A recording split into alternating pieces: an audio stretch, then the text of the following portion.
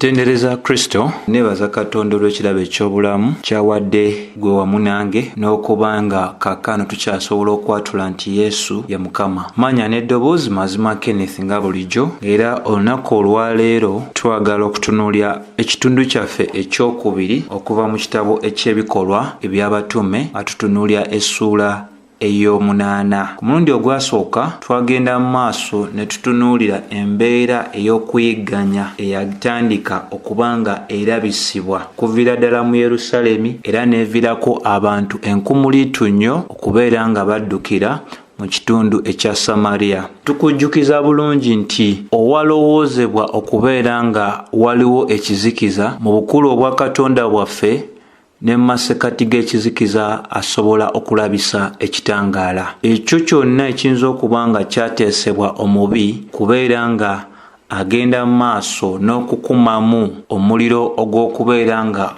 wabeerawo abayigganyizibwa olw'okubuulira enjiri eya Kristo Yesu. Bayibuli etulaga ate kyavaamu ebintu ebirala ebirungi nnyo nnyini ddala ng'omwo mwali n'enjiri okubanga yatuukira ddala e Samaliya ng'ebuulibwa Filipo wamu n'abantu abalala abaagenda maaso n'okubanga basaasaanira mu kitundu ekyo. So ekyo kikulu nnyo nnyini ddala ekyokubeera nga tutegeera nti ebbanga lyonna enjiri eya Kristo eyannamaddala, ebbanga lyonna ekkanisa eya Kristo eyannamaddala, ebbanga lyonna bw'obuulira Kristo owannamaddala wabeerawo embeera ey'okunyigirizibwa oba embeera ey'okuyigganyizibwa. Naye nga bwe twatunuulya essuula eyo ennyiriri omunaana ezisooka, Bayibuli etulaga nti ekifo ekyali kijjudde ennaku olw'obulogo obwali mu kitundu, ate tumaliriza nga tulaba nga essanyu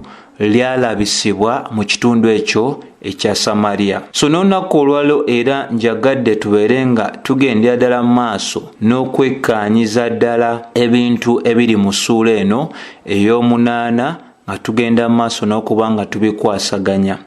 Bw'oba olinako obuvo obw'emboozi eno oba obwa bino bye tuli okulaba mu ssuula eno ey'omunaana, ojja kujjukira bulungi nti mu Matayo essuula ey'ekkumi olunyiriri olutandikirwako etuba nga twekkaanyiza ensonga, bwe tuba tutunuulidde olunyiriri olwokutaano paka olunyiriri olw'omukaaga, Mukama waffe yali yawa ekiragiro abayigirizwa 12 nga bagamba nti kyali tekibagwanira kubeera nga bagenda mu kitundu eky'abannamawanga newankubadde ebibuga eby'Abasamaliya.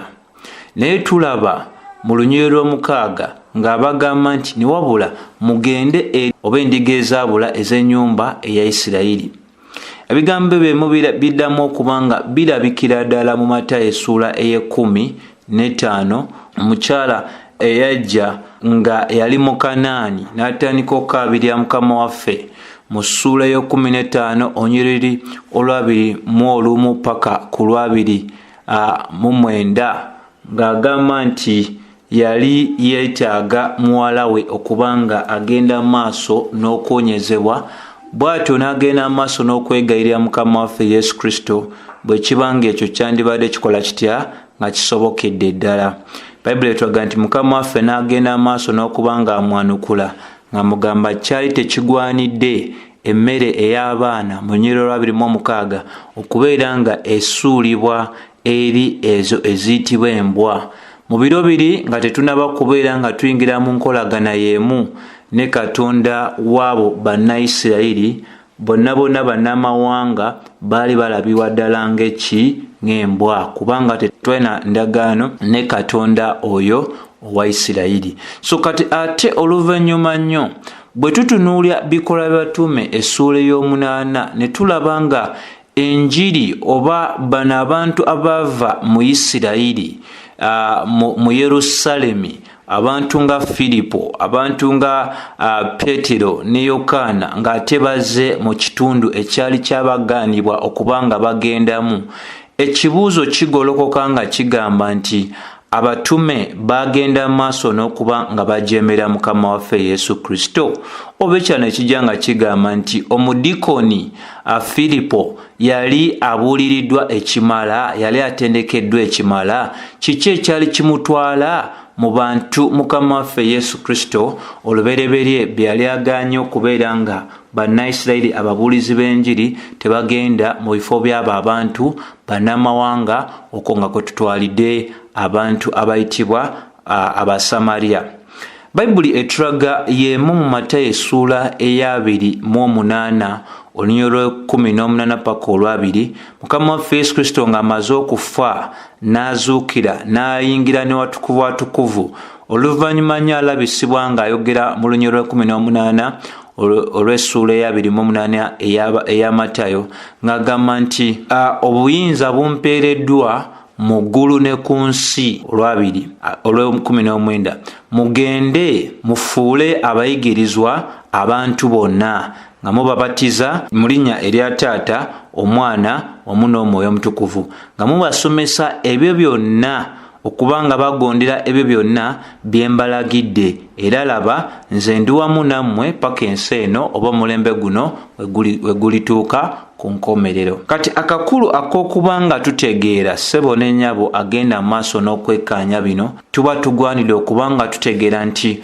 okujja kwa Filipo e Samaliya kwesigamye ku kintu ekikulu nnyo nnyini ddala ekirabikira mu ssuula ey'omusanvu ey'ekitabo ekya Yokaana. Mukama waffe Yesu Kristo yayogera mu lunyiriri olwa 37 paka 39 ng'alaga nti singa yali amaze okuba ng'agulumizibwa, olwo Omwoyo Omutukuvu yali wakubeera nga afukibwa ku abo bonna abamukkiriza.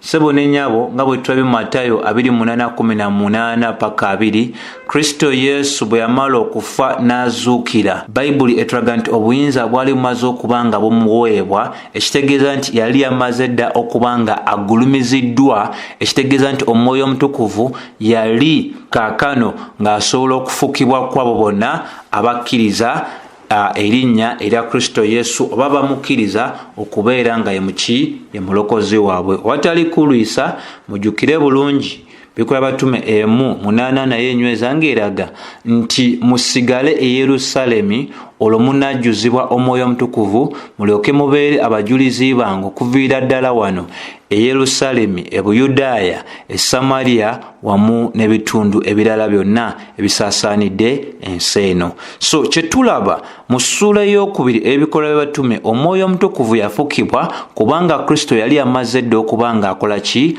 Agulumiziddwa. Y'ensonga lwaki ekyali kyagaanibwa abatume kaakano tulaba nga bakkirizibwa okugenda mu bitundu ebyesudde Yerusaalemi ne Buyudaaya. Lwaki? Omulimo Yesu yali amaze okuba ng'agutuukiriza bulungi nga Yokaana 19:3, nga Baluumi 4:25 nayo bwegenda ddala n'okuba ng'ekola ki? Ng'enyweza. So okujja kwa Filipo mu Samaliya yali atuukiriza ekyo ekyali kimaze okuba nga kibaawo ng'ate kikkirizibwa ti kaakati enjiri yali yakutandika kusaasaana okugenda mu mawanga amalala gonna, nabo kubeera nga bagabana ku mulimu ogwo ogwakolebwa Mukama waffe Yesu Kristo, nga gubabuulibwa nti oyo atamanya kibi bw'atyo yafuulibwa ekibi, ffe tulyoke tubeere nga tubeera obutuukirivu bwa Katonda. Bikulu nnyo byategeera kubanga okwogera kwa Mukama waffe mu Matayo kulambula okufa ekimala ng'agamba nti mubasomese okugondera ebyo byonna. Abalina okusomesebwa tebaali Bayudaaya bokka, baali Basamaliya, baali ne baki? Ne bannamawanga, nti ekyalina okubuulibwa Omuyudaaya kyalina okubuulibwa Omusamaliya, kyalina okubuulibwa oyo ayitibwa muki? Munnamawanga. So kati tulaba mu ssuula ey'omunaana olunyiriri olw'omwenda lutulaga nti naye mu kifo ekyo waliwo omusajja era erinnya lye yali ayitibwa Simyoni.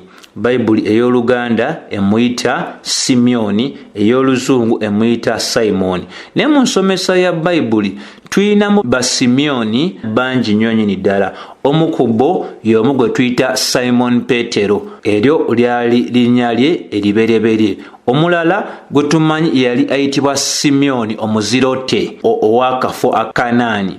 Omulala yali amanyikiddwa nga Simyoni taata w'oyo Yuda Isikalioti eyali Mukama waffe Yesu olukwe.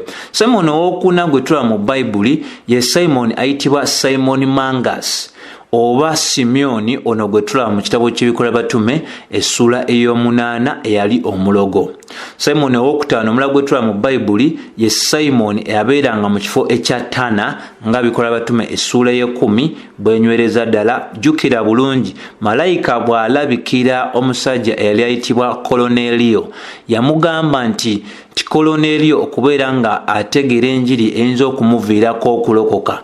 Agambibwa nti yalina osindika abasajja be bagende banone Simyoni Petero eyali mu kifo kya Simyoni ow'Etana. Bw'osoma Ebikolwa batume essula y'ekumi oba ojja kubeera nga wekkanyiza ddala ensonga eyo ng'era bwe tunaagendera ddala mu maaso n'okiggusa nga tutuuse mu ssuula ey'okumeka ey'ekumi. Simyoni omulala ye Simyoni alabikira mu Luka essula ey'omusanvu eyasembeza Mukama waffe Yesu ku kijjulo eky'akawungeezi. Oluvannyuma ennyo omukyala eyali agenda mu maaso n'okwetunda ng'atambulira mu mbeera etali nnungi. Bayibuli etulaga eyali ayitibwa Mary Magdalene alabikako mu kiro ekyo mu maka Yesu mwe yali akyaziddwa nga akutte akabokisi akakaloosa wamu n'ogenda mu maaso n'okukaaba nga bw'alongoosa ebigere bya Mukama waffe Yesu Kristo n'amaziga ge. Olwo Simyoni kyava agamba nti singa omuntu ono ayitibwa Kristo yali wa Katonda, yali tegedde nti omukyala yali amuzanyirako yali mukyala eyali amakubo ge nga si malungi. Naye byonna byonna Mukama waffe yali abimanyi, era oluvannyuma nnyo agamba Simyoni nti munayingidde mu nnyumba yo tewankoledde kino tewankoledde ne kino, naye laba ono kyakoze era akyunzeko alaga nti oyo asonyiyiddwa ekinene ajja kwagala nnyo. Oyo ayinza okubeera nga asonyiddwa ekitono, ayinza obutaagala nnyo, ayinza obutategeera muwendo gw'ekyo ekyamukolebwa. Simyoni omulala ye Simoni owa Sereni, Bayibuli gweyogerako ng'omusajja eyasitula omusaalaba gwa Kristo bwe yali agenda mu maaso n'okuba nga akubwa emigo emingi. Omusajja okadugala mu kifo kyaki kya Sereni. N'wabeerawo ne Simyoni omulala eyali nga mu ngeri emu oba endala yalina oluganda ku Yesu. Yalina oluganda ku Yesu ne Simyoni eyali omuki omugenge. So kati kyenjagadde okuba nga nkola oba lwaki nkoze ekyo, njagadde okulaga nti okubeera nga totabulwatabulwa ba Simoni oba ba Simyoni bangiko oba ntoko mu Bayibuli. Ne waliwo n'ayitibwa Simon Mangas nti eyali omulogo. Bayibuli etulaga bw'oba osomye mu Bayibuli ey'oluganda olunyiriri lw'omwenda babegamba nti naye waaliwo omuntu omu, kubanga omutwe gwe njagala tutunuulire gwe mutwe gwe tuyita nti Yesu ye mukulu. Yesu ye mukulu. Mu luzungu tusobola ogamba ye Jesus is the great power of God. Naye bw'otunuulira emboozi eya Simyoni yeeraga okubeera nga ye yali omuki omukulu. Kyobula Bayibuli etulaga nti naye waliwo omuntu omu erinnya lye Simyoni eyakolanga eddogo edda mu kibuga omwo, n'awuniikirizanga eggwanga lya Samariya ng'agamba nti ye mukulu. So kati ekyo kyenjagadde obeere ng'okola ki, ng'otegeerera ddala nti mu biro biri ng'enjiri tennasomoka oba nga tennatuuka e Samariya, Simyoni yali yeegulidde erinnya nga alowoozebwa nti ye yali omuki omukulu ennyo nnyini ddala, ng'era abantu bamufukaamirira, ng'era abantu bakola batya, ng'abantu bamugondera. Bayibuli etugamba nti mu biro biri, ekitegeeza nti ng'enjiri tennatuuka mu Samariya okujja kwa Filipo n'abasigadde nga tekunnabaawo, ye yali yeefunira dda ettutumu. Ne ettutumu lino Bayibuli etulaga nti yali yalifuna mu ngeri emu. Engeri eyo yali yakuba nti yakolanga eddogo mu kibuga omwo. so n'atandika okuwudiisa abantu b'omu kibuga olw'eddogo lye neeraba nti ye yali omuki omukulu. Bikulu nnyo ebyo byakutegeera nti ekitundu kye tutegedde mu lunyiriri olw'omunaana mu ssuula y'omunaana egamba nti essanyu lingi nnyo ne libeera mu kibuga omwo. Ekibuga ekino ekyali kyejjudde essanyu emabegako ng'enjiri tennaba kubanga ejja kyali kijjudde ennaku, ng'ennaku eno yaleetebwa eddogo eryali likolebwa Simyoni. Kyetugamba nga tutegeeza nti obusamize n'eddogo tebuleeta ssanyu mu maka, tebuleeta ssanyu mu kibuga, tebuleeta ssanyu mu ggwanga. Enjiri eya Mukama waffe Yesu Kristo yokka yesobola okubanga ereetera abantu abadde abasibe okubanga bafuuka abaki ab'eddembe. So owali obulogo tetulina kubeera ng'ate tuleeta obulogo obulala obusukkulumako obuyinza okubanga busangiddwawo. Tugwanidde okubeera nga tuleeta essanyu owabadde obulogo, owabadde ennaku, nga tugenda maaso n'okwanjula kye tuyita enjiri eya Mukama waffe Yesu Kristo. Nti bano abaali bakolebwangako eddogo, Bayibuli egamba nti ne balaba essanyu lingi nnyo mu kibuga kyabwe. Bikulu nnyo byakutegeera gwenna ali eyo nga tolokokanga. Bayibuli eyanukudde ng'eraga nti waliwo omuntu eyakolanga eddogo era ne yeewuniikirizanga abantu olw'eddogo lye, naye eddogo lye liteekebwako ekkomo kye tuyita enjiri. So batolokokanga tosobola funa mirembe mu ddogo, era ekyo kyoyinza okuba nga weeyambisa okubeera nga weewaniikiriza abantu kiriko ekkomo. Enjiri singa erabisibwako mu kitundu ekyo, abo bonna bwenza okuba nga olowooza bakutya nga bakuyita omukulu nga balowooza oli wanjawulo nnyo, nabo bajja kubeera nga bakola ki? Nga bakwabulya. So nkugamba kimu, lekawo ekyo ekyekiseera obuseera osembeze ekitaliiko ki? Kadde, ekitaliiko banga. Bayibuli etulaga nti ne bamuwuliranga bonna okuva ku muto okutuuka ku mukulu bagamba nti omuntu ono ge maanyi aga Katonda agayitibwa amangi. So nga tutunuulira ensonga eno okubanga tujekkanyiza ddala obulungi, njagala otegeere bulungi nti Bayibuli terinaamu ngeri yonna gyesulikamu ekintu. Omukulu era amaanyi ga Katonda amangi ye Yesu, kubanga Bakolisayi 1:24 paka 25 tulaga nti Kristo ge maanyi ga Katonda. So abantu bonna besobola okuba nga tuyita abasomesa ab'obulimba oba bannabbi b'obulimba bayina embeera ey'okubeera nga baagala nnyo okwefuula bassekigwanyizi, baagala nnyo okubeera nga beepanka, baagala nnyo okubeera nga bakola batya? Nga beeraga. Nga bwe tugamba nti abalimba bonna bayina nnyo embeera ey'okola ki? Ey'okweragalaga. Waliwo omusajja nzaalwa ya Malawi naye kaakati ng'alina nnyo obuweereza bwe mu South Africa ayitibwa Bushiri, bw'atyo bw'ali. N'omu mu Nigeria ayitibwa Christian Kilomi naye bw'atyo bw'ali. Ne TB Joshua bw'atyo bwe yali. Ne be tulina abalala mu ggwanga lyaffe oba Brother Roni oba Kakande oba abalala bonna b'osobola okuba nga nawe olowoozaako bayina embeera ey'okola ki? Ey'okwepanka n'ey'okwegulumiza. So ne Simyoni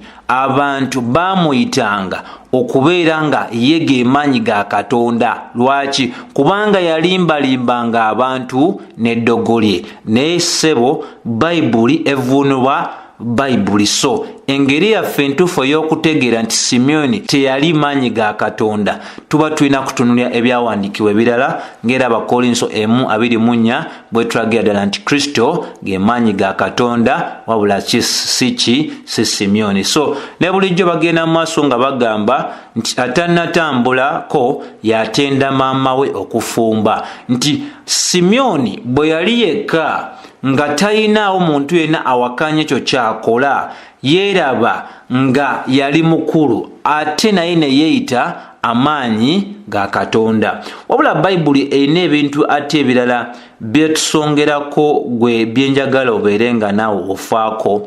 Mu lunyiriri olw'11 lugamba nti ne bamuwuliranga kubanga ennaku nnyingi yabawuniikirizanga n'okuloga kwe. Nti ettutumu yalikola mu kye tuyita obulozi, yalifuna mu mbeera ey'okubeera mu bintu ebyaki ebyeddogo. Tetugamba nti olunaku olwaleero nga Simyoni bwe yagenda maaso n'okubanga abamuwuliriza tebaaliko myaka, abato n'abakulu, n'olunaku olwaleero tulina abantu bangi abagoberera abantu, abagoberera ababeeta abasomesa oba abasumba, naye nga tebabagoberera lwa nsomesa nnambulukufu, lwa nsomesa entuufu eya bayibuli, wabula babagoberera olw'ekintu ekimu oba kiri. Abamu bagoberera abantu abo lwa mboozi ze banyumya, abalala bagoberera abantu abo lwa bubonero. Ate ebbanga lyonna tukyogedde lunye nga Mukama waffe bwe yalabula mu Matayo essuula ya 24 olwa 23 paka 24 ng'alaga nti mu biro eby'oluvannyuma obubonero n'ebyamagero bigenda singa kukolebwa nnyo abo abatalina nkolagana na Mukama. Ne tugenda mu maaso ne tulabula nga tulaga nti leero omugendo ogw'abapentekooti abeeyita abakarismatiki bo bakulembeza nnyo obubonero okusinga okukulembeza ensomesa ya bayibuli. Nti singa otunuulira enkola yaabwe ey'okuba nga bakulembeza nnyo obubonero n'ebyamagero, ebintu bye basobola okukwatako n'okulabako n'okuwulira, bwe banga bwe batebatambuza obulamu bwabwe, kizibu nnyo omuntu obutagamba nti abantu abo bajja kubeera nga bakozesebwa omulabe sitaani, kubanga kye banoonya ate ekyo kyajja okola ki? Kyajja okuba nga abatega okugwamu. Mukama waffe ayogera lunye n'agamba nti bannabbi ab'obulimba banaakola obubonero n'ebyamagero bingi nnyo ebyewuunyisa n'ekigendererwa eky'okulimba abantu bangi nnyo nnyini ddala. Nti obubonero obwa sitaani tebuleeta bantu eri Katonda, wabula ekigendererwa kyabo ekikulu kwe kubeera ng'abantu balimbibwalimbibwa. Obubonero bwonna bwe tulaba mu bayibuli nga bwali obubonero bwonna bwe tulaba mu bayibuli nga bwakolebwa omuntu eyali aweereza Katonda, bwali tebusonga ku oyo omuntu, bwali busonga ku Mukama Katonda waffe. Naye leero bwogerwako ng'obubonero abantu bwe bakola n'ebyamagero bisonga ku bo n'okubeera nga beepanka nga bakulembeza amannya gaabwe, n'owulira muno nze Alpha Lukawu, n'owulira muno nze Jeremiah. Bangi be tulina abalogo abambadde amasuuti nga beeyita abasomesa ab'ekigambo kya Katonda. Yeremiya 5:3 paka 3 tulaga nti abantu bange n'abaweereza bonna bavudde ku mulamwa, ate abantu bange baagala nnyo obulimba. Kiki Simyoni ono omulogo kyagenda mu maaso n'okuba nga akola? Bayibuli egaa nti ebbanga ddene nnyo abantu ne bamulaba nga wankizo, kubanga yali yagenda maaso n'okuba nga akola ebintu bye eby'ekirogo. Ti buli muntu yenna gwe gw'olaba oba ali mu njigiriza nkyamu, kyenjagala otegere nti omuntu oyo gwe nange tugwanidde okubeera nga tuli bagumiikiriza gye bali, kubanga buli muntu aliwa waali olw'okubeera nti waliwo eyabatuusa mu kifo ekyo.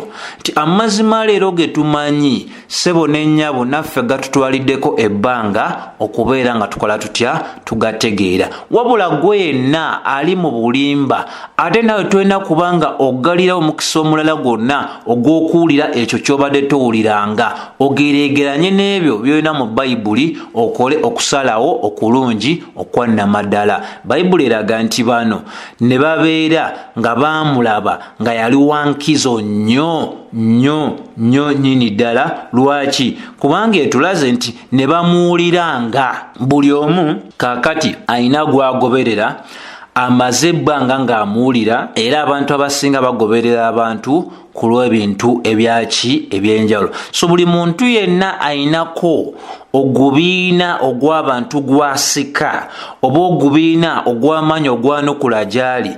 Ekibuuzo kiri kimu, ekiro ekikulu ekinootegeerebwa, abantu abo abagenda maaso n'okusikirizibwa eri omuntu oyo ssebo ne nnyabo balina ekintu ekyenjawulo kye baamuwulirako oba kye baamulabako. Kyova olaba bonna abali gye bali baliyo olw'ekintu ekyenjawulo, baliyo olw'ekintu ekyenjawulo. Oba bali wa Kakande baliyo olw'ekintu ekyenjawulo, oba bali wa Simanyani Kayanja baliyo olw'ekintu ekyaki ekyenjawulo, oba bali oba waliwo ekintu. So bw'osanga abantu nga beegulidde ekkanisa ezisomesa amazima oba obuweereza obusomesa amazima, era olina kutegeera butegeezi ti ensonga enkulu yeeyo lwaki tebali eri. So teri muntu yenna asobola kubeera nga yeewolereza ng'agamba nti nze eno ndiyo simanyi lwakubanga nabulwa wano oba wali. Omuntu yenna Bayibuli nga bwetulaga mu Matayo 7:7 nti buli muntu yenna asaba anaakola ki? Anaaweebwa, anoonya anaasanga, akonkona anaggulibwawo. Bwe kityo bwe kiri. Tosobola kugamba nti oli wawooli nti mu butanwa. Nedda, waliwo ekikutwala eyo, waliwo kyonyumirwa mu kifo ekyo. Bayibuli etulaga nti Abasamaliya baali baatuuka ku ddaala nga tebakyasobola kubeera nga bakubaganya ebirowoozo, tebakyasobola kubeera nga baawula, kubanga ng'ey'Oluganda bw'ekisombe ng'eraga egamba nti ne bamuwuliranga kubanga ennaku nnyingi baawuniikirizanga n'okuloga kwe. Kyekyo Bayibuli kyekola ki? Kyeraga nti ne babeera nga tebakyasobola kulowooza. Era ne kaakati abantu abali mu gakanisa agalimu embeera ey'ekirogologo, agalimu embeera ey'essabo, abasinga tebakyasobola kukubaganya birowoozo, tebaawula. Ekintu kyabakwata obuki? Obwongo. Lwaki? Bayibuli eraze nti noono yagendanga mu maaso n'okubeera nga baleetera okwewuunya ennyo. Olwaki? Olw'okuloga kwe. So buli omu alina walookingidde. Ssebo ne nnyabo awuliriza aliyo olw'ekintu ekyenjawulo. Luyinza okuba nga si ddogo, naye bwe ziba mboozi oyo nga zaabuulira, gye bali abantu awo bagenze mu maaso n'okubeera nga beewuunya, nga beewuunya lwaki? Lw'ezo mboozi. Oba bali wa bujingo, baliyo olw'ebisitoolesitoole bye byabeeramu ng'agenda mu maaso n'okwogera nga yeeraga nti wa maanyi nnyo, yeeraga nti mukenkufu nnyo, nti asobola n'okwokya Bayibuli era n'azookya, yeeraga nti omukazi omu tamumala, yeetaagayo omukazi omulala. So abantu bali mu gafaago olw'ebintu ebyaki? Ebyenjawulo. So kyonna ky'oyinza okuba nga weebuuza nti gundi ne gundi waliyo okusomesa okutali kwa namaddala, lwaki alemedde mu kifo ekyo? Eryali badde ng'eddogo erya Simyoni nabo balina ekintu eyo ekyabawamba obwongo bwabwe, era ekyo nakyo kiringa nga eddogo gye bali, tebasobola kulowooza wabweru waakyo, tebasobola kulowooza wabweru waakyo. Kyovula Bayibuli etugamba okukkiriza kuva mu kuwulira era n'okuwulira, nti ebbanga lyonna abantu emala nga bawuliriza ekintu ky'owulira ekyo kakasa kiri ku musingi ogw'ebyo ebyawandiikibwa, oba kubanga ekintu kyonna bwe kiba tekiri ku musingi gwa byawandiikibwa, era nakyo mulimu obusobozi obukukuumira mu busibe bw'otaalibadde ng'okola ki? Obeeramu. Olw'ekumi Bayibuli egamba nti naye bwe bakkiriza Filipo ng'abuulira enjiri y'obwakabaka bwa Katonda n'erinnya erya Yesu, omubuulizi owannamaddala eyeeyita okubanga musumba, eyeeyita okubanga mubuulizi wa njiri, talina kubanga yeebuulira, alina kubeera nga asonga ku Kristo, nga Bakolinso ekyokumeka 2 essuula ey'okuna. Pawulo agamba nti ffe tetwebuulira, tubuulira Kristo. Filipo n'abuulira enjiri ey'obwakabaka obwa Katonda. Leero abantu babuulira kye tuyita enjiri ey'ebintu ebikola ki?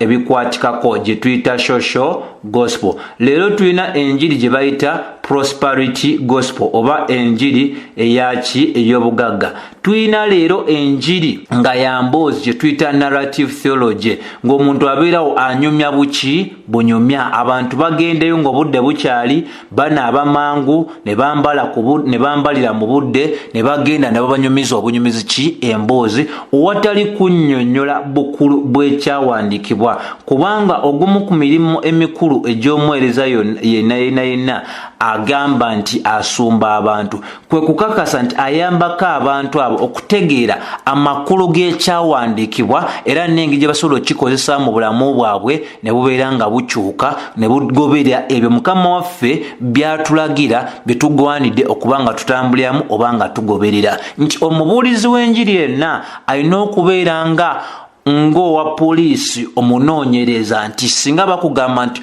wali baatemuliddewo omuntu nga omuntu oyo alina obusobozi obuyingira mu kifo ekyo omuntu waluuzibwa okuba nti yatemuliddwa n'otunuulira ebintu eby'enjawulo ebyetoolodde ekifo ekyo omuntu mwattiddwa n'obumalira nga obaako n'ekintu ky'osobola oba alipoota gy'osobola okubeera nga owa ku nsonga eyo nti naffe abaweereza kitugwanidde okuba nga twekkaanya obudde bwe tumala nga tusoma okubeera nga tukenkuka mu kuba nga twawuzaamu ekigambo kya Katonda mu mazima gaakyo okuba nga tusobola okulaba ensonga ezirabika nga entonotono n'okuba nga tusobola okulaba ensonga ezirabikira ddala nga ki nga nene ng'era zigwanidde okubeera nga zikola zitya nga zifiibwako. Naye kati abantu abasinga abateggulidde mbeera ya kusomesa ku bwakabaka bwa Katonda n'erinnya erya Kristo Yesu bamala ebiseera byabwe nga boogera amawanga ge batambuddemu, engoye ze bambala,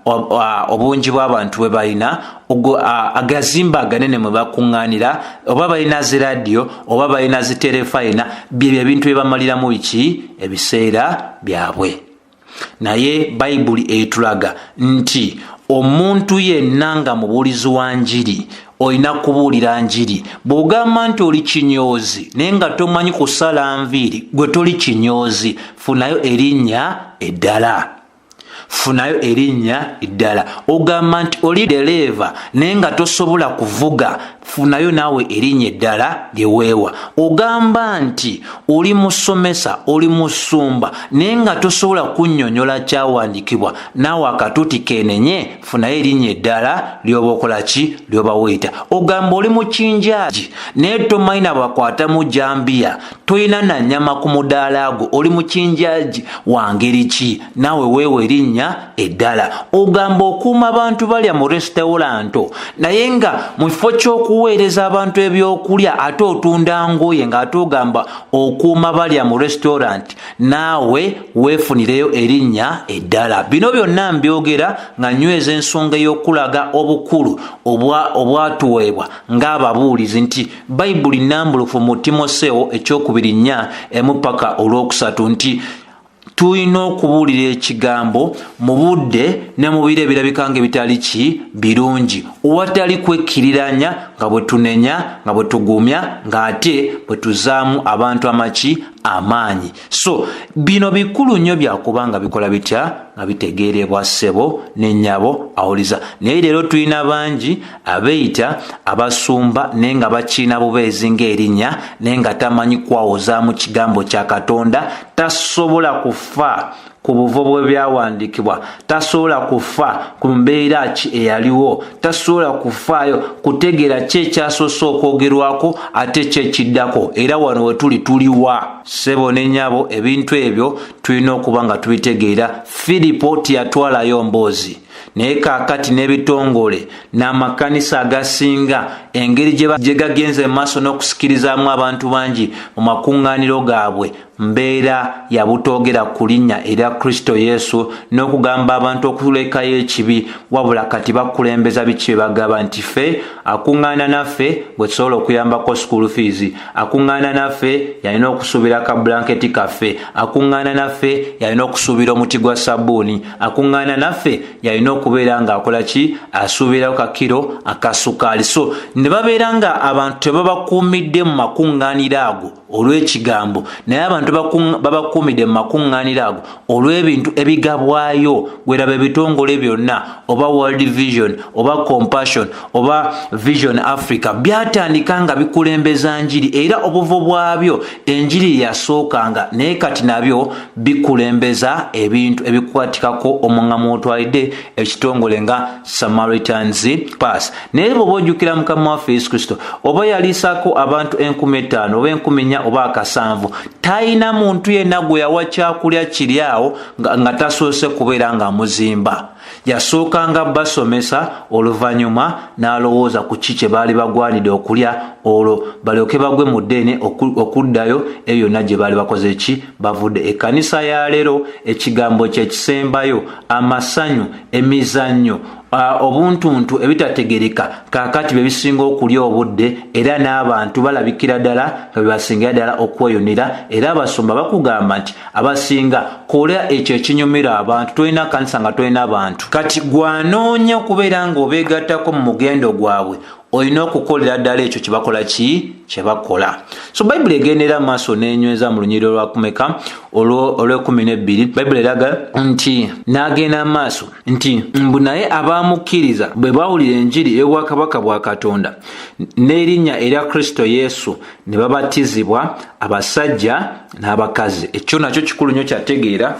Tulina amakanisa leero ng'ey'Abaroma ebatiza abantu abatasoose kubuulirwa njiri. Ensomesa ya bayibuli egamba akkiriza n'abatizibwa. Mako 16 olunyiriri olw'14 paka olw'16 lulambulukufu.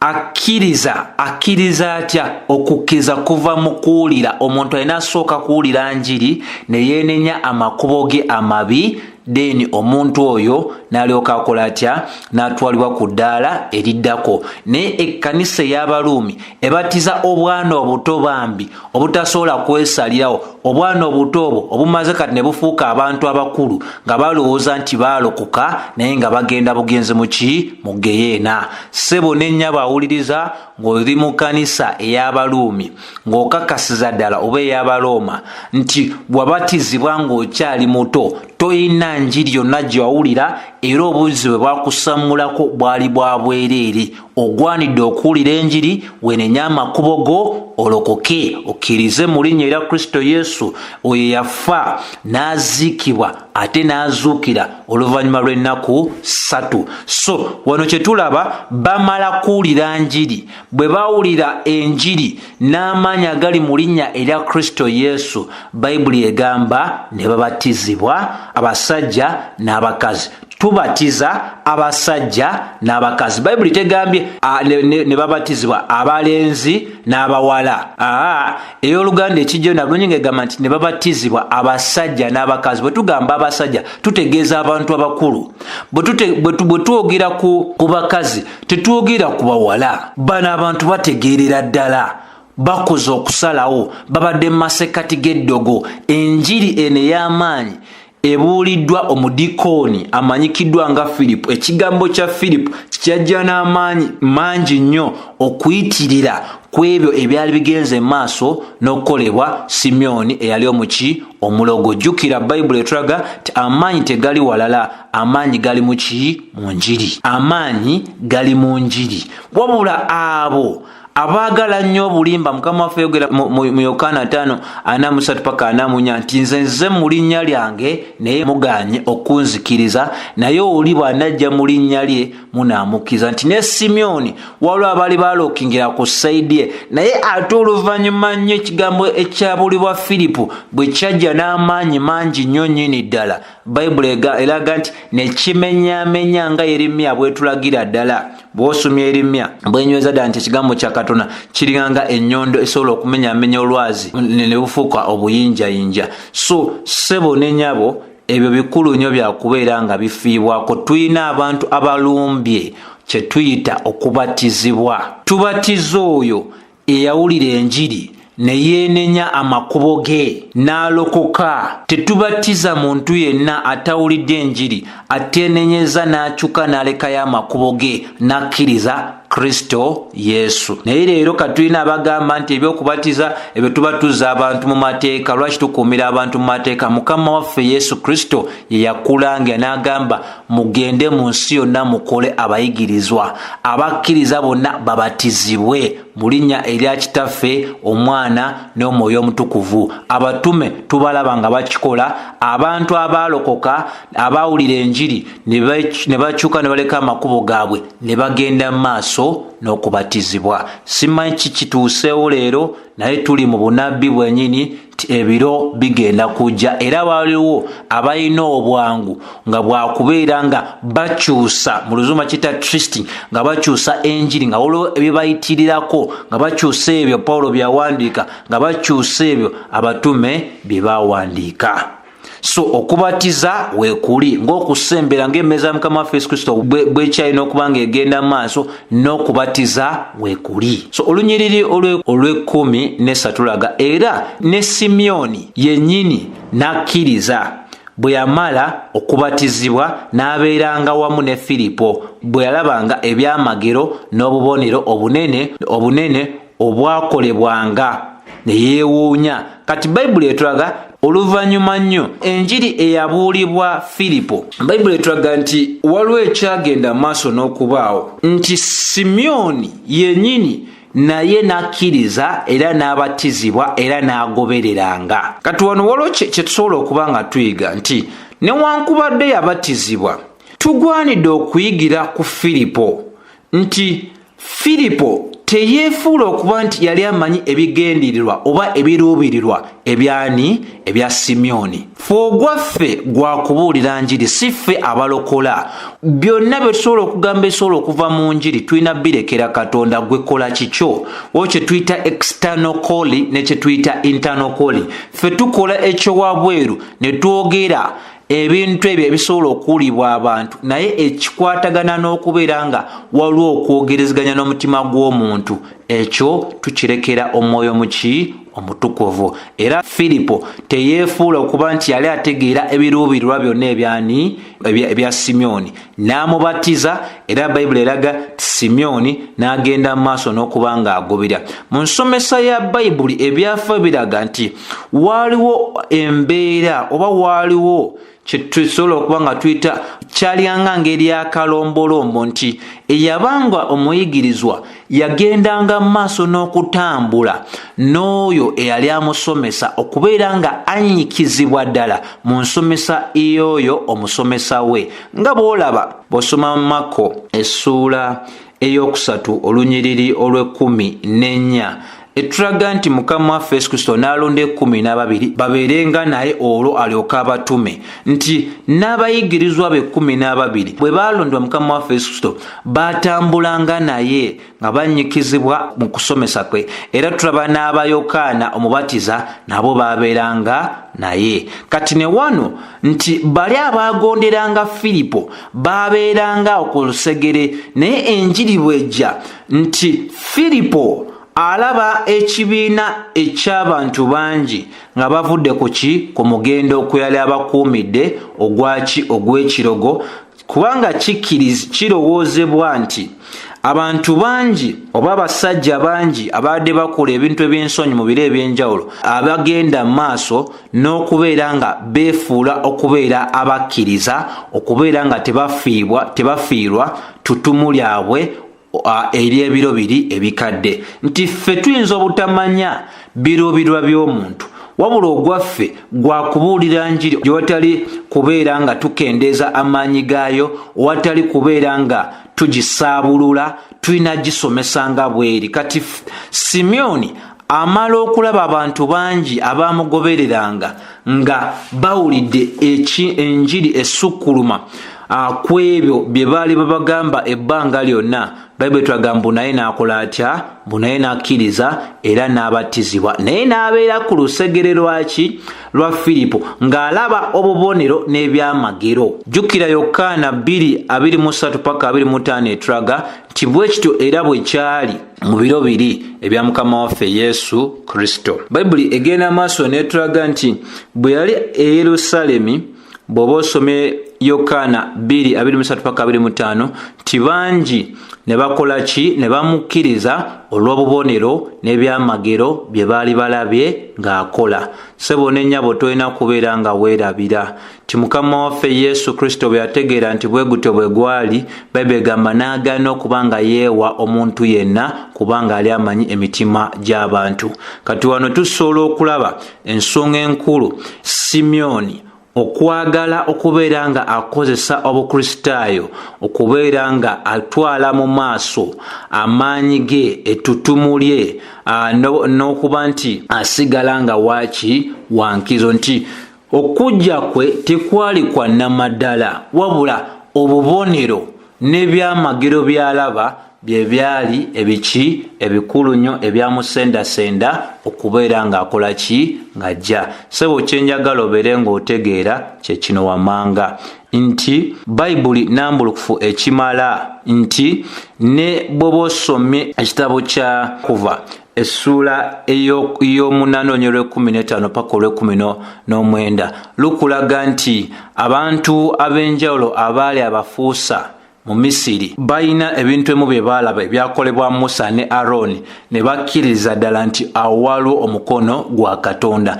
Tine newankubadde baabiraba tebaakyuka, naye ffenna tulina okujjukira emboozi Mukama waffe Yesu gy'agenda mu maaso n'okuba nga attaanya. Bw'oba ojjukira Mako essuula ey'okuna ng'alaga ensigo n'ettaka ery'enjawulo ensigo kwe yagwa. Waliwo ensigo emu gy'ogerako ng'agamba nti abantu abamu oba ensigo emu yasuulibwa, bwe yali esuulibwa yasuulwa mu masekkati g'amaggwa, nti era eyo ensigo yasuulwa mu masekkati g'amaggwa ekiikirira abo abawulira ekigambo, wabula Bayibuli eraga nti emitawaana gy'ensi n'okwegomba obugagga bw'ensi n'okwegomba ebintu ebirala ne bifumita ekigambo ne kibeera nga tekibaze mu bo. Kati bw'otunuulira Simyoni talina njawulo n'abakristaayo be tulina olunaku olwaleero, nga nabo abasinga bajja lwa jangu eri Yesu anaakuzimbira ennyumba,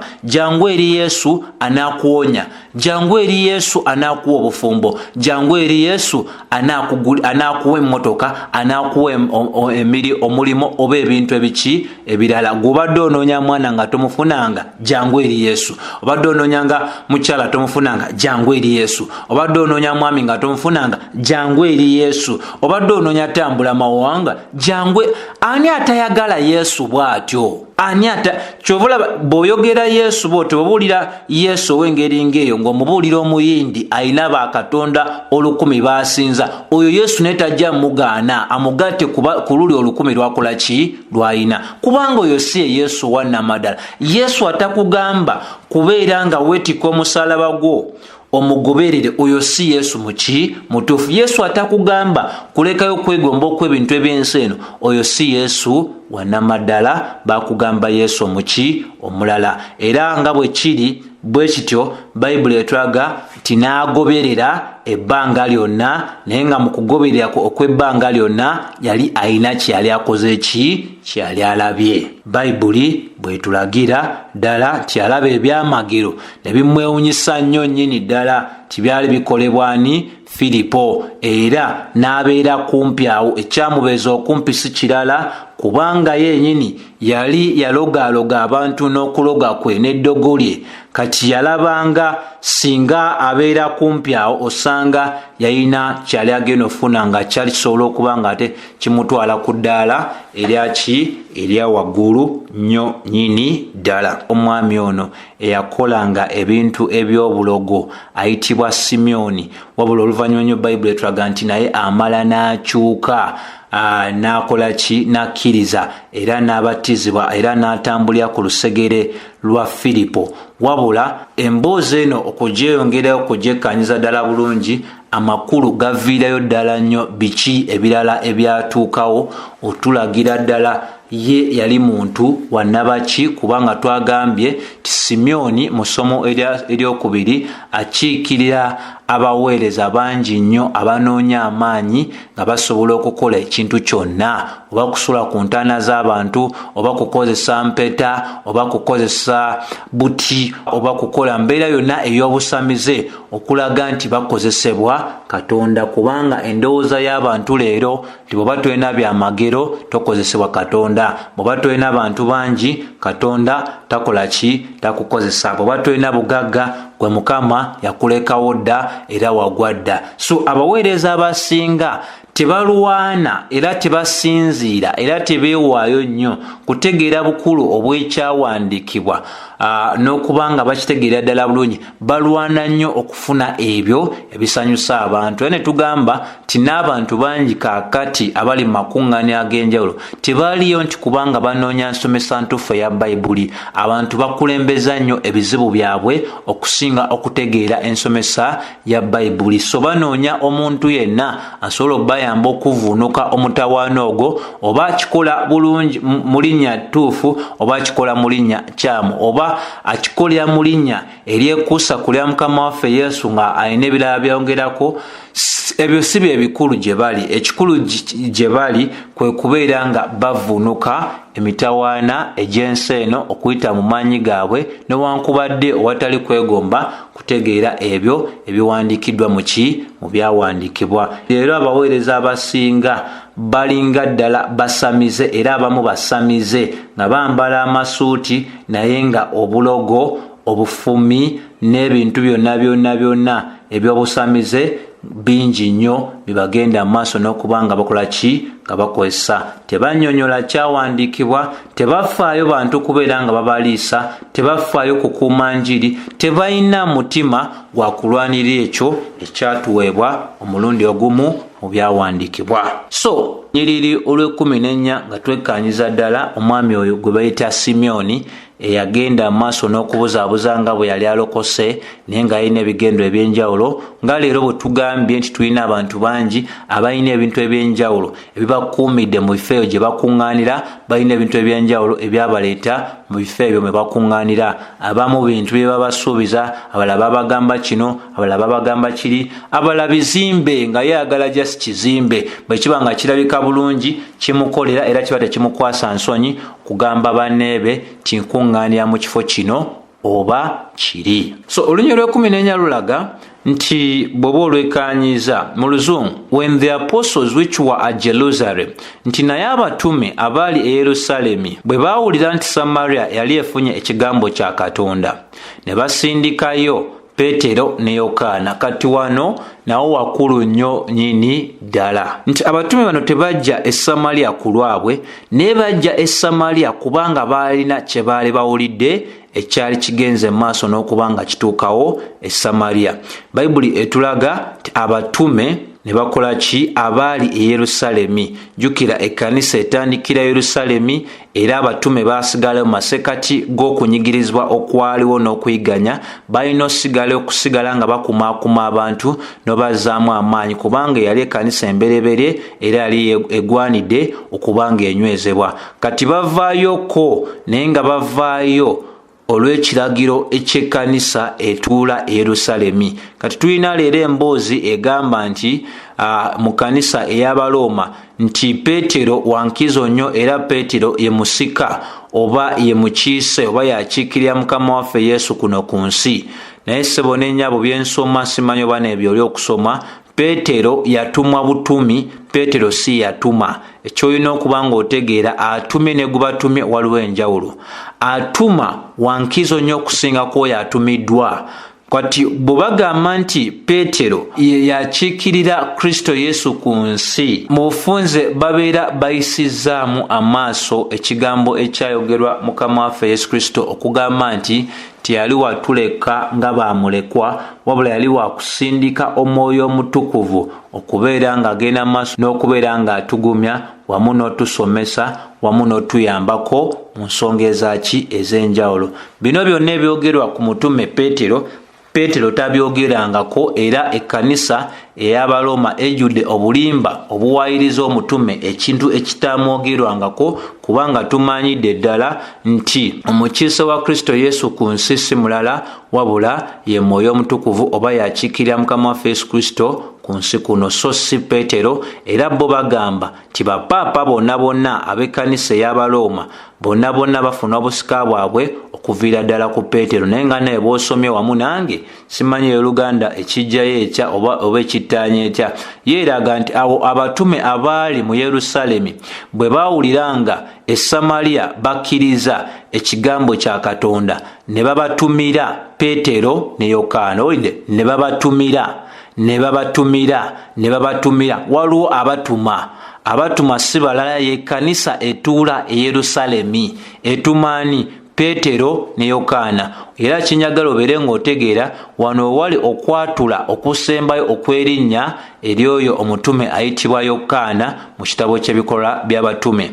Wano nakyo kikulu gwe nange okuba nga tutegeera nti enjiri eva mu mikono egy'Abayudaaya ng'edda mu mikono egy'Abasamaliya ng'edda mu mikono egy'abo bonna abayitibwa bannamawanga. N'ekirala ekikulu nnyo eky'okubeera nga gwe nange tufaayo eri kyo, kikulu nnyo gwe yenna awuliza otegeera nti obubonero oba ebirabo ebyamagero ebyatambulirangako embeera y'okubeera nga mwalimu ebyamagero ebingi nnyo nnyini ddala byali tebisobola kuweebwa bantu walala owataali ki batume. Bayibuli yonna nambulukufu bulungi bw'osoma ekitabo ky'Ebikolwa by'Abatume nti ne bwe tuba tulabye olunaku olwasookera ddala Omwoyo Omutukuvu okubeera nga afukibwa kubakkiriza bonna, ekyaliwo gwe kyosobola okubeera ng'ojjukira bulungi nti abatume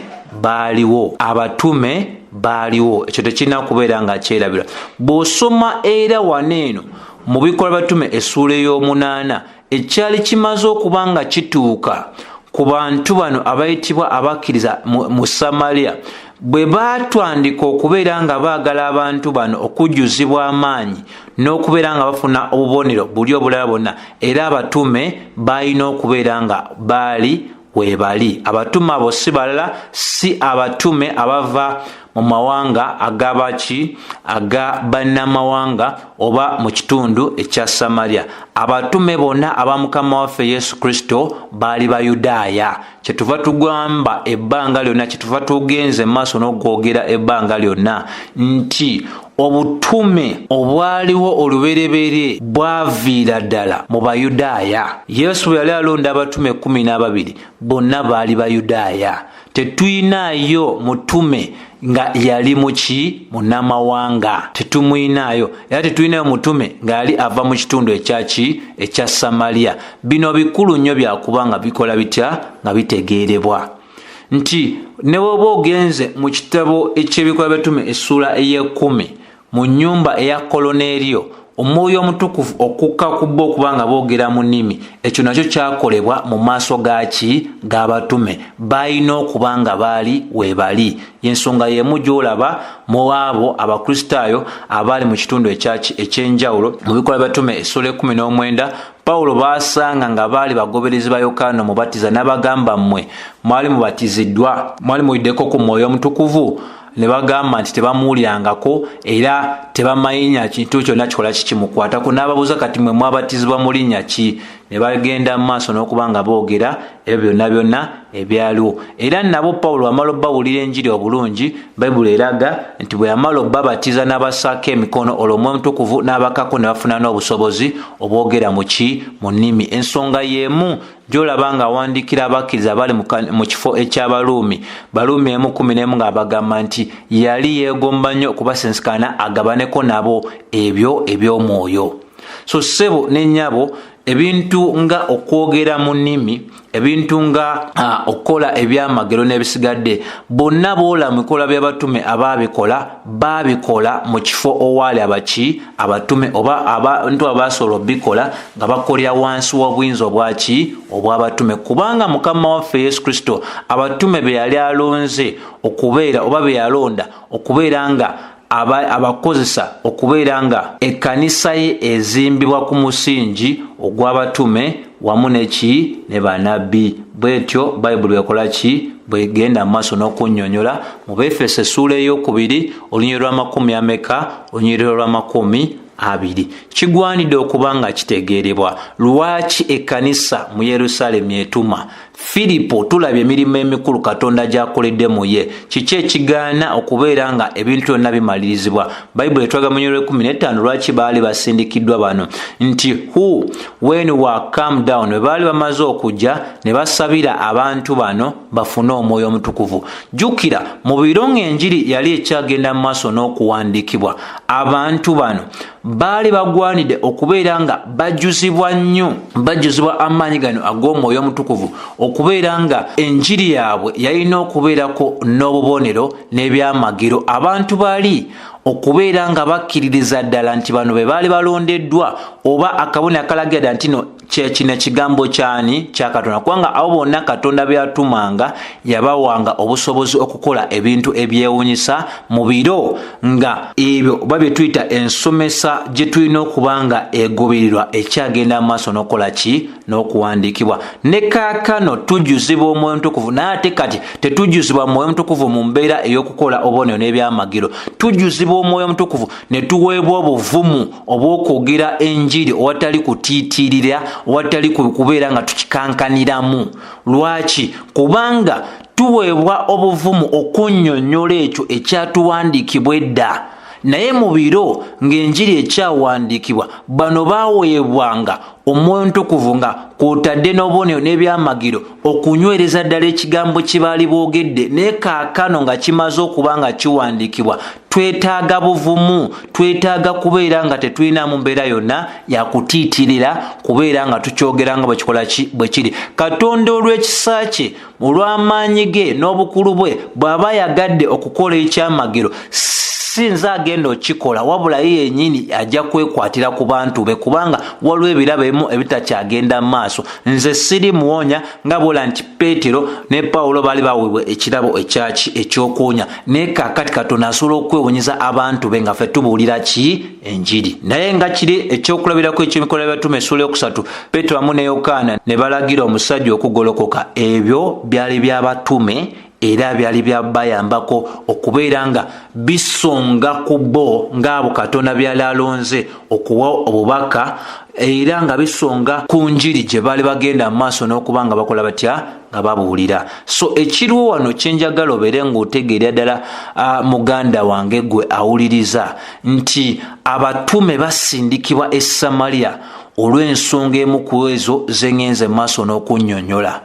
Nti teri muntu yani alasobola kuweebwa maanyi gakola byamagiro kwogera mu nnimi abatume we bataali mu biro by'abatume. Ekirala kino nakyo kyali kikulu okubeera nga embeera ey'enjawukana eyali wakati w'Abayudaaya n'Abasamaliya eggweerawo ddala, nti ne bano abatume okuva e Yerusaalemi okutegeera ddala nti si be bokka Katonda be yali akkiriza, wabula n'abantu abalala Basamaliya ne bannamawanga Katonda yali abakkiriza okubeera nga bafuuka ekitundu, babeera ekitundu ku mubiri gwa Kristo. Ate ne bano abali e Samaliya okutegeera nti obutume obwabali Abaisirayiri Katonda bwe yali akkiriza, yali takkiriza butume bulala, okubeera ng'ekkanisa tebeera ya mirundi ebiri, okubeera ng'ekkanisa ebeeremu ng'ekulembebwa abatume okuva ddala mu Yerusaalemi, n'enjiri okubeera nga yatandikira ku bo, era nga bo yali yeesigisizza okubeera nga azimba ekkanisa ye. Ssebo ebyo bikulu nnyo byakutegeera, newankubadde bangi babiyisaamu amaki amaaso. Waliwo obutakkaanya wakati w'Abayudaaya n'Abasamaliya bumalibwawo njiri. Bw'oba ojjukira Luka essula ey'omwenda ojja kwekkaanya bulungi nti lunaku lumu Mukama waffe Yesu bw'ayagala okuyita mu ttaka ery'Abasamaliya, bwe yalemesebwa okwagala okuyita eyo, abayigirizwa batandika okugamba nti ayite omuliro guke nga Eriya bwe yakola. Mukama waffe n'agamba nti nze sajja kutta bantu. Obutakwatagana bw'Abasamaliya n'Abayudaaya bwali bwa nkizo nga bumaze emyaka mingi nnyo n'ebisiibo. So enjiri yetandika okubeera nga ekomyawo enjawukana eyali kiwaabwe, nti ekyali kyatuuka ku bali ku lunaku olwa Pentekoti mu ssuula ey'okubiri kyalina okutuuka ne ku bano n'abo bali mu Isirayiri okutegeera nti nga bwe baali bakkiriziddwa okubeera nga be baasooka okubeera nga beera ekitundu ku kanisa ya Kristo Yesu, nti ne bano abali mu Samaliya nabo baali bakkiriziddwa. Era tujja kiraba nti ne mu ssuula ey'ekumi ekyaliwo mu ssuula ey'okubiri n'ekyalo mu ssuula ey'omunaana ate tuddamu kiraba mu ssuula eyaki ey'ekkumi nga ne bali abayitibwa abanamawanga boogerera ddala mu nnimi zezo. Newankubadde waneeno Mekatume essuula ey'omunaana tetulagibwa ddala nti abantu bano bayogera mu nnimi, naye ebigambo Bayibuli byeyogera ku Simyoni bitulaga nti waliwo ekyenkizo ekyatuuka ku bantu abo abatume be baasabira, era nga Simyoni akiraba, kubanga bw'oba ogenze maaso n'okubanga ottaanya ebintu Bayibuli tulaga mu 16 nti Omwoyo Omutukuvu yali tannaba baggwako, nti bali tebannaba kujjuzibwa maanyi okubeera nga basobola n'okuba nga boogera mu nnimi endala oba okukola ebyamagero. Era Bayibuli egamba nti baali babatiziddwa bubatizibwa mu linnya erya Mukama waffe Yesu Kristo. Nekino ne kibeera nga kikulu erife okutegeera nti akabonero ak'okwogera mu nnimi si ke kakakasa nti omuntu oyo yalokoka. Tulina abantu leero abagamba nti akabonero kaliwa nga toyogera mu nnimi. Tunatiga tutya nti wajjuzibwa amaanyi? Nedda.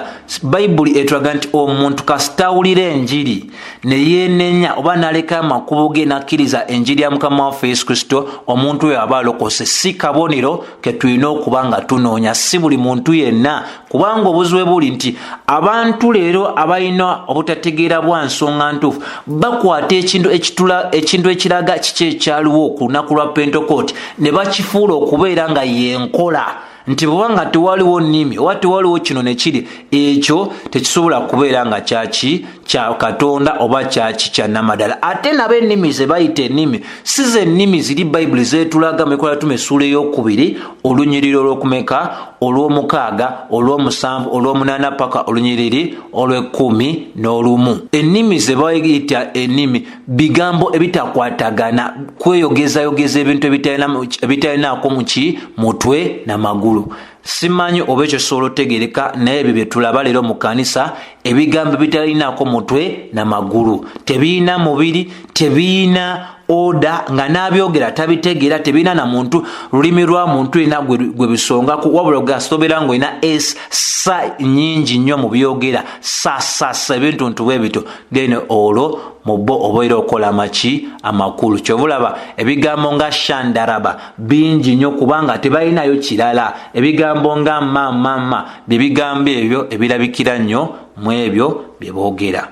So ssebo n'ennyabo ampuliriza, ebyo tugwanidde okuba nga tubitegeera nti Simyoni omulogo ono akiikirira abaweereza bangi nnyo leero abayina enjala y'amaanyi era nga baagala okugabana mu kitiibwa kye kimu n'ekyabatume. Kyovula leero ekintu ky'okussaako emikono kirabika nnyo. Mujja wano mbasseeko emikono ekiri ku nze kiryoke kigende ku mmwe.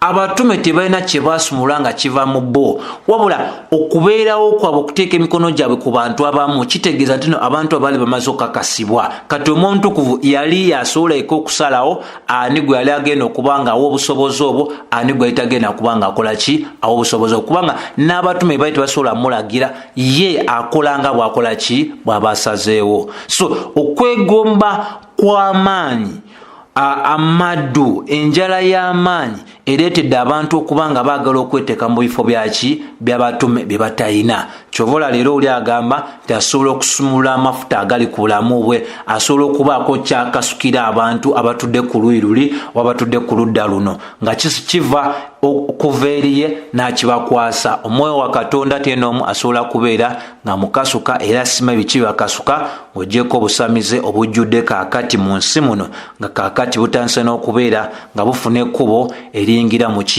kkanisa. Ssebo n'ennyabo kikulu nnyo okutegeera nti Omwoyo Omutukuvu yali tannaba kubanga abagwako, akiikirira emirimu emikulu egy'Omwoyo Omutukuvu gy'akolera mu abo, kubanga emirimu egyo emikulu gy'alina okuba nga girabisibwa. Akabonero akakiikirira ddala nti ebigambo ebyali byogerwa abo bonna abaabuliranga enjiri mu biro by'abatume byali bikakasiza ddala nti enjiri eno yenjiri eya namaddala, era yenjiri Katonda gy'asiimye okuba nga ebuulirwa, era n'okusongera ddala nti bano abali okukozesebwa Katonda. Jjukira ebirabo byaweereza mu kaseera akatonotono paka enjiri bwalina okuba nga ewandiikibwa abo abantu abaali Katonda byali alonze okubeera nga akola ki akozesa okuba nga ffe tufuna endagaano yaffe empya wamu n'endagaano enkadde. So obubonero obwo oba ebirabo ebyali bizingiramu ebyamagero byali byakaseera buseera. Ng'ekirime kyonna ekyakasimbibwa bwe kyetaaga okuba nga kyoyootebwa, kifukiribwa n'okubeera nga kiriisibwa ku bigimusa ebyenjawulo, ssebo n'ennyabo ekkanisa ng'etandika olubereberye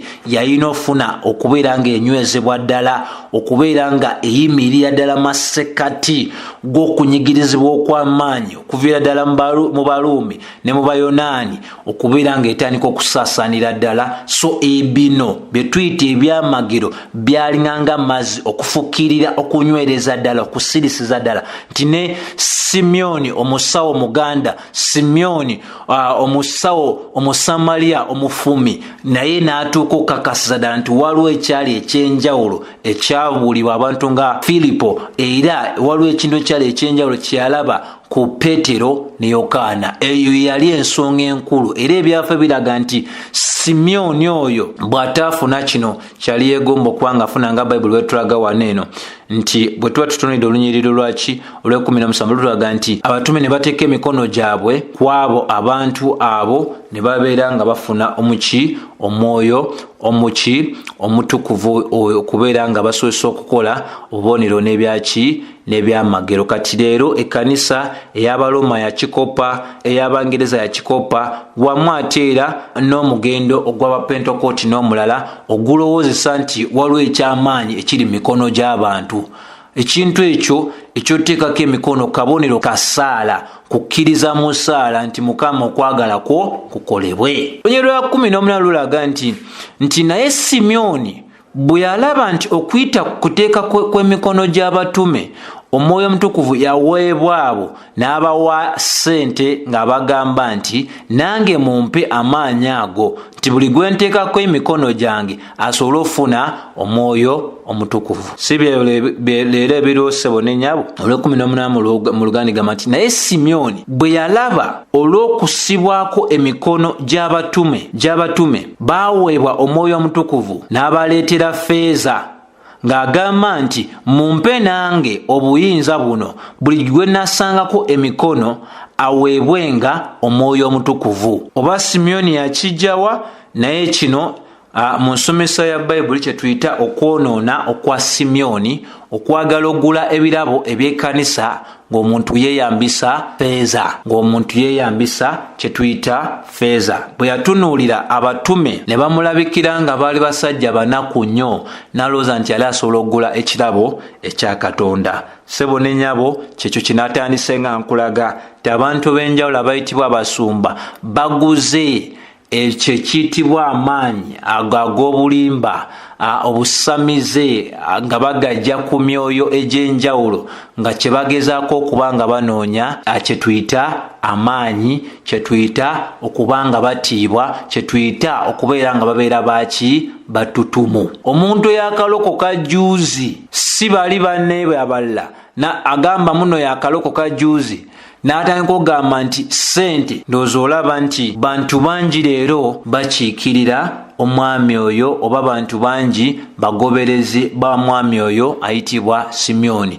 Balowooza nti ssente zimala byonna, tezisobola n'okugula ekirabo kya Katonda, nti kyonna kyonna kye baagala okubeera nga bakola olulimi lwabwe olukulu ssente. Anoonya tutumu nti nange nga gwe nsaako emikono gyange aweebwa. Ayagala okubeera nga yeteeka mu kitiibwa kye kimu n'ekyabatume. Kati leero bwe bawulira nti nabo bagoba emiki, bagoba emizimu, batambuza abalema, simanyi ekirala nti bafuna okwolesebwa okwa Mukama waffe Yesu Kristo, beeyita abatume, beeyita bannabbi, baagala ekitiibwa kye kimu ekyabatume. Bebo leero bawulira nga bagamba nti Mukama alinayo ebipya by'aba bikkulidde, naye nga bali eri Katonda yabalonda lwa nsonga, era ensonga eyo bwe yamala okukolebwa kyova olaba tetukyagatta ku ebyo ebyawandiikibwa. Naye enjala y'amaanyi ekozesa abantu beetuuma ekintu kyonna kye bamanyi nga kisobola okuleeta ettutumu. Era oli omuyita erinnya lye alaba nga gw'okubya emiggo, bw'oba nga totaddeeko ak'omutume, ak'omusumba gundi, ak'omulabirizi gundi ayinza okunyigira wiiki namba nga tomanyidde ddala kiki ekimunyiiziza wamuyise erinnya lye ompita otya erinnya lyange naye nga lye baamuwa bw'otunuulira ku mpapula ze ez'obuyigirize lye liriko tekuliiko butume tekuliiko mulabirizi tekuliiko musumba tekuliiko mubuulizi wa njiri naye okulimuyita obuyisi kyo kimumalako emirembe era n'atandika okulabira ddala nga olina ekitiibwa ky'otali muwa naye ssebo ne nnyabo kyekyo kye ndi okulaga abantu okwegwanyiza okubeera n'ennyonta okubeera n'enjala ey'okubeera nga banoonya amaanyi n'okubeera nga babeera nga baweebwa ekitiibwa kye kimu eky'abatume. So ssebo ne nnyabo kye njagala otegeere emikono gyateekebwa ku bantu bamu si bantu bonna kubanga kino kyali kibuga era nga bwe nalaze okussaako emikono kaali kabonero akakiikirira essaala naye bayibuli eraga nti Simyoni ye nayagala okuba nga ekintu akitwala ku ddaala eddala n'akiyingizaamu olulimi olwa ssente. Kinyagala otegeere ekyaddala abatume baali banaku era endabika yaabwe yakakasa nnyo Simyoni nti baali tebasobola kuzira ssente. Abatume ba leero emmotoka ze batambuliramu ennyambala yaabwe n'ebisigadde tebabifunye kubanga balinako bizinesi gye batandika nti oba ba lawyer nti oba ba professional lawyer oba ba professional doctors wabula okuyaaya abantu okulimba abantu okudyekadyeka abantu kati ate bemaze odyekadyekamu abantu ne babyeyambisa okugamba nti katonda bo balonze bankizo nnyo laba enfaanana yange laba ennyambala yange laba bwensula engeri yange gye ntambulamu naye ng'ebyo byonna babyayiza ku bantu badyesedyesa abantu balimbye abantu basuubiza abantu boogeza katonda ne batandika okubeera nga bakola ki beepankapanka. Bayibuli etulaga yeegayirira n'abanga omwana omuto nange munyambe agamba ti naye Simyoni bwe yalaba nga olw'okusibwako emikono gy'abatume baweebwa omwoyo omutukuvu n'abaleetera ffeeza ng'agamba nti mumpe nange obuyinza buno. Abantu banoonya ki? Buyinza. Lwaki beeyita abatume nga tetukyalina batume leero? Banoonya buyinza. Lwaki beeyita bannabbi nga tetukyalina bannabbi leero? Banoonya buyinza natutumu kyekibatawaanya. So y'ensonga lwaki ekkanisa ey'Abaroma nayo ekyasigadde ne paapa nga bagamba nti paapa takola nsobi awulira okuva eri Katonda. Y'ensonga lwaki n'amakanisa ag'abapentekooti kati tulinamu abantu abalina embeera ezalupaapa kyeboogera tekiddibwamu ne bwe yayogera neba nga bifu neba nga tebina kakwate ku byawandiikibwa ye paapa waabwe era bagula yafeesi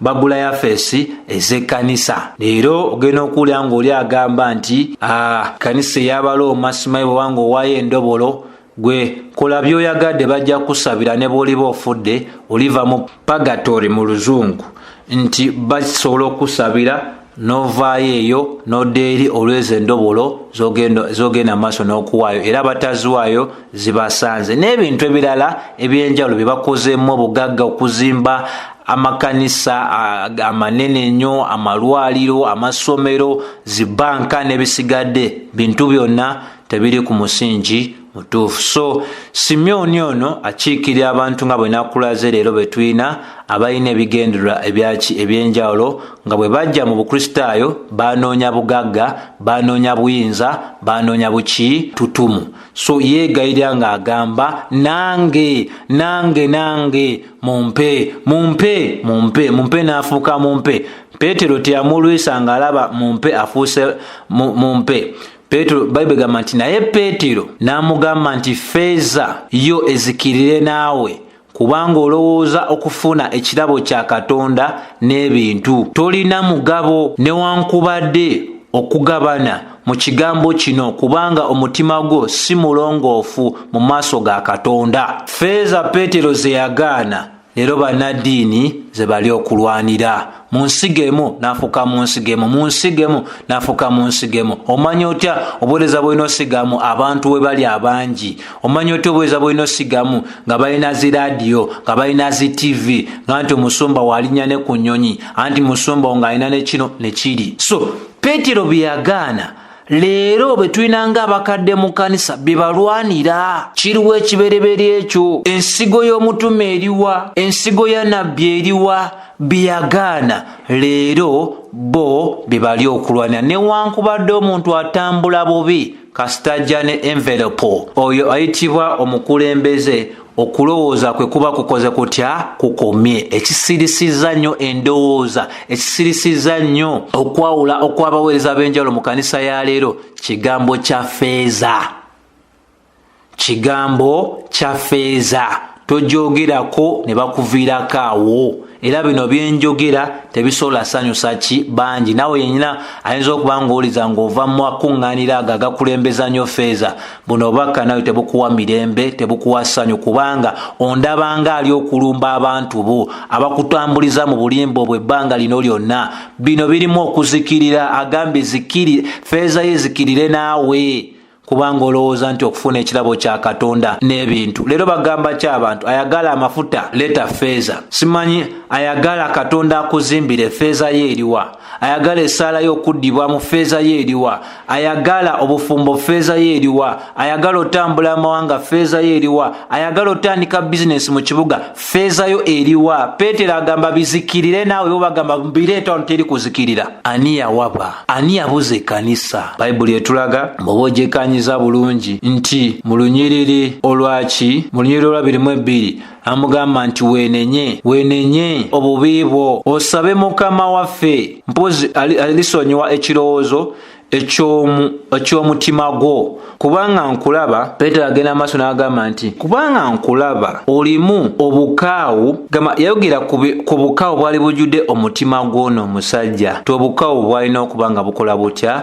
Nga buvaawo. Era Bayibuli etulaga nti Simyoni mu 2:4 n'agamba, Simyoni n'addamu ng'agamba nti munsabire mmwe eri Mukama ebigambo bye mwogedde bireme okumbaako n'ekimu. Okitegedde nti omusajja ono Peetero alaga nti kyali akoze kyali kibi nnyo era yalina okwenenya. N'ekisinga okwewuunyisa, omuntu yali agambiddwa okwenenya ate atandika okugamba bano be baba bakola batya? Be baba musabira. Ekiragira ddala tiyali mwetegefu kubeera nga alekayo amakubo ge. Ssebo olwo kye tuyita obwakabona obw'abakkiriza nti buli mukristaayo yenna Kristo Yesu omulimo n'agumaliriza ku musaalaba, twagabana mu bwakabona obwa Kristo Yesu, nti buli muntu yenna kaakati yafuuka kabona. Teri n'omu alina kubeera nga gw'otunuulidde okubeera nga buli seera yakusabira. Naawe osobola okwogera ne Mukama Katonda wo mu ssaala nga weesigamya byonna byogera ku ebyo ebyawandiikibwa. Ssebo ne nnyabo ampuliriza. Naye n'embeera yansabiraako n'afuuka nsabiraako efuulidde ddala abantu abaddu, era abamu ne bafuuka bakama baabo abaafuuka abaddu gye bali, nga balowooza nti abantu abakozesebwa nnyo okusinga bo nga banoonya okubeera nga basabirwa. Kyova olaba olulimi lwa ffeeza terugenda kuggwa mu kkanisa olunaku olwaleero,